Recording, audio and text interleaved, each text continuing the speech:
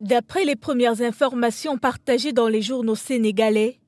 il s'agit notamment de l'alliance électorale nouée par la coalition de l'ancien président Abdoulaye Wade ainsi que celle de l'opposant Ousmane Sonko, signée dans la nuit du 8 au 9 mai dernier. Cet accord conclu pour les législatives censées se tenir le 31 juillet prochain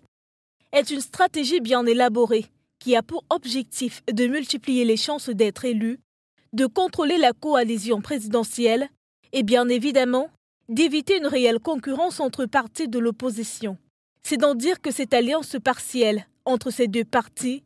constitue un véritable coup politique,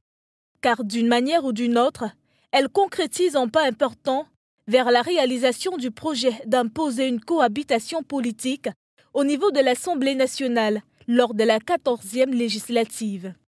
Un projet visiblement encouragé et nourri par le responsable de la coalition, Yewwi Askan Wi, afin de barrer la route à une possible troisième candidature de l'actuel chef de l'État. Cependant, il faut préciser que malgré cette prouesse réalisée à travers la mise en place de cette alliance politique, les deux grandes coalitions politiques de l'opposition ne sont pas tout à fait hors de la zone de turbulence. Il leur reste encore beaucoup à faire sur la route des prochaines législatives, dont la première est certainement le choix de la tête de la liste nationale. Une stratégie tout de même applaudie par de nombreuses politiques africaines, qui encouragent les opposants sénégalais, qui ont compris qu'ils doivent se mettre ensemble pour pouvoir aspirer une victoire ou une représentativité au sein de l'Assemblée nationale. Une stratégie pas très commune en Afrique.